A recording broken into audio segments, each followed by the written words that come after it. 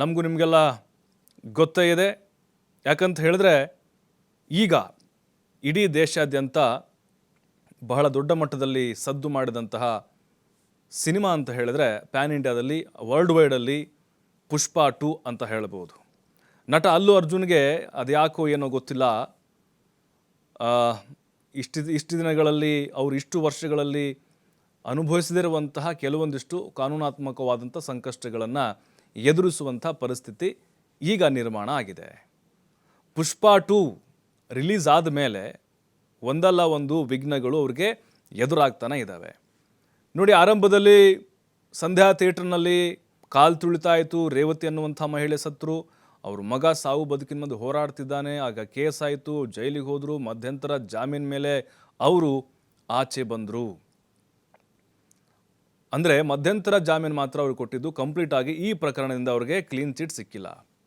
But ಈಗ ನಿನ್ನೆ ಅವರು ವಿಚಾರಣೆಗೆ ಹಾಜರಾದರು. ಚಿಕ್ಕಡಪಲ್ಲಿ ಪೊಲೀಸರ ಮುಂದೆ ಹಾಜರಾಗಿ ಸುಮಾರು 4 ಗಂಟೆಗಳ ಕಾಲ ವಿಚಾರಣೆ ಎದುರಿಸಿದ್ರು. 11 ಗಂಟೆಗೆ ಬಂದಿದ್ದರು. ಮಧ್ಯಾಹ್ನ 2:45-2:30ವರೆಗೂ ಆಯಿತು.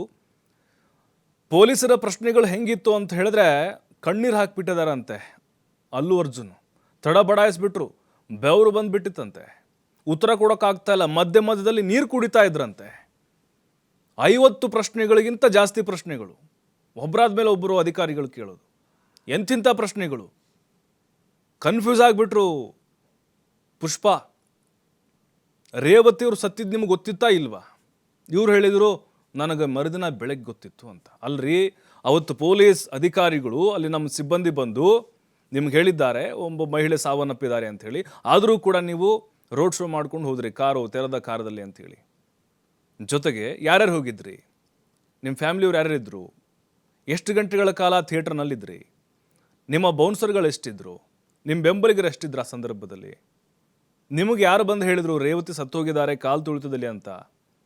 ಈ ಎಲ್ಲ ಪ್ರಶ್ನೆಗಳನ್ನು, ಇದಕ್ಕಿಂತ ಹೆಚ್ಚಿನ ಕೆಲವೊಂದಿಷ್ಟು ಕ್ವಶನ್ಸ್ಗಳನ್ನು ಅಲ್ಲು ಅರ್ಜುನ್ ಮುಂದೆ ಪೊಲೀಸರು ಇಟ್ಟಿದ್ದಾರೆ. ಅಲ್ಲು ಅರ್ಜುನ್ಗೆ ಈಗ ಮತ್ತೊಂದು ಸಂಕಷ್ಟ ಶುರುವಾಗಿದೆ. ಪುಷ್ಪ 2 ಸಿನಿಮಾ ನೋಡಿದಂಥವ್ರಿಗೆ ಗೊತ್ತಿರುತ್ತೆ ಆ ಸೀನು. ಆ ಸ್ವಿಮ್ಮಿಂಗ್ ಪೂಲಲ್ಲಿ ಇವರು ಮೂತ್ರ ವಿಸರ್ಜನೆ ಮಾಡುವಂಥ ಒಂದು ಸೀನ್ ಇದೆ. ಅಲ್ಲಿ ಪೊಲೀಸ್ ಆಫೀಸರ್ ಇರ್ತಾರೆ, ಅದೇ ನೀರಲ್ಲಿ ಅವರು ಮುಖ ತೊಳಿತಾರೆ, ಆ ನೀರಲ್ಲಿ ಇವರು ಮೂತ್ರ ವಿಸರ್ಜನೆ ಮಾಡ್ತಾರೆ. ಇದೂ ಕೂಡ ವಿವಾದಕ್ಕೆ ಕಾರಣ ಆಗಿದೆ. ಈಗ ಮತ್ತೊಂದು ಕೇಸು, ಅಲ್ಲು ಅರ್ಜುನ್, ಸುಕುಮಾರು, ಡೈರೆಕ್ಟ್ರು, ನಿರ್ಮಾಪಕರು ಎಲ್ಲರ ಮೇಲೂ ಕೂಡ ದೂರು ದಾಖಲಾಗಿದೆ. ಹಾಗಾಗಿ ಅವ್ರ ಮನೆ ಮುಂದೆ ದೊಡ್ಡ ಮಟ್ಟದ ಹೋರಾಟಗಳು ನಡೆದವು. ಅದರ ಜೊತೆಗೆ ಸಾಕಷ್ಟು ರೀತಿಯಾದಂಥ ವಿರೋಧಗಳು, ಅಂದರೆ ರಾಜಕೀಯವಾಗಿ ಇದು ತಿರುವನ್ನು ಪಡೆದುಕೊಂಡಿದ್ದೆ ಅನ್ನೋದು ಗೊತ್ತಾಗ್ತಾ ಇದೆ ಎಲ್ಲ ಬೆಳವಣಿಗೆ ನೋಡ್ತಾ ಇದ್ರೆ. ಬಟ್ ಇನ್ನೂ ಕೂಡ ಈ ಪ್ರಕರಣದಿಂದ ಅಲ್ಲು ಅರ್ಜುನ್ಗೆ ಕ್ಲೀನ್ ಚಿಟ್ ಅಂತೂ ಸಿಕ್ಕಿಲ್ಲ. ಕಾದು ನೋಡೋಣ ಅಲ್ಲು ಅರ್ಜುನ್ಗೆ ಇದರಿಂದ ಮುಕ್ತಿ ಸಿಗುತ್ತಾ ಇಲ್ವಾ ಅಂತ